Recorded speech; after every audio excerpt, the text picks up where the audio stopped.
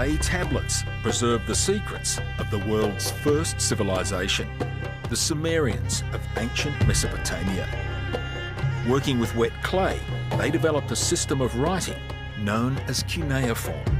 Amazingly, they ran their whole economy with no money and no written numbers. When you're trying to work out how these commodities are to be moved around and who is to get them, the beginning of record keeping is symbolic. For a measure of grain, you developed a small symbol. For a measure of sheep, you developed a symbol of sheep.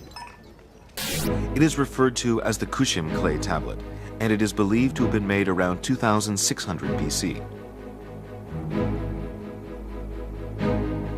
This tablet shows the details of the transaction of grains.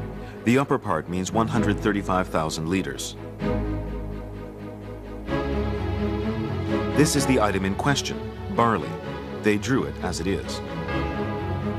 The left side represents the terms of the transaction. It says 37 months.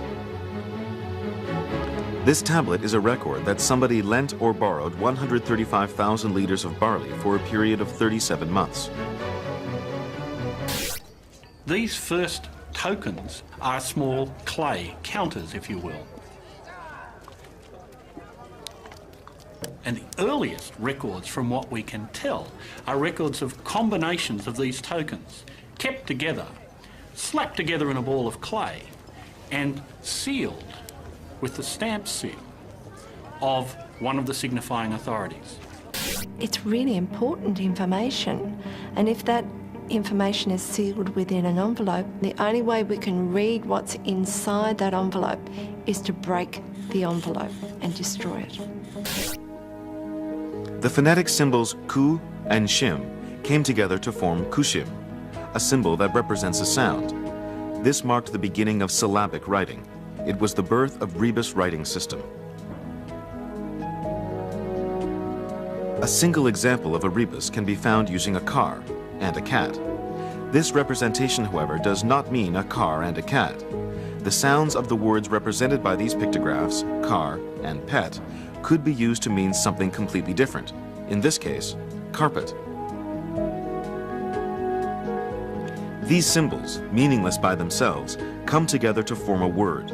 This type of writing system is known as a rebus, a representation of words in the form of pictures or symbols. Translation is always a difficult process, and particularly when you're dealing with something that was written 4,000 years ago. This is the precursor to the bureaucratic systems of later ages. The invention of these tokens laid the very first tentative foundations for written language. In the modern era, this concept is seen as quite simple and basic, but for people in ancient times, the adoption of a rebus writing system was a truly revolutionary development. Thus providing a wonderful glimpse into the daily life of the ancient world. It is like looking at a time capsule. It gives you so much insight into that society and also what life was like in those times.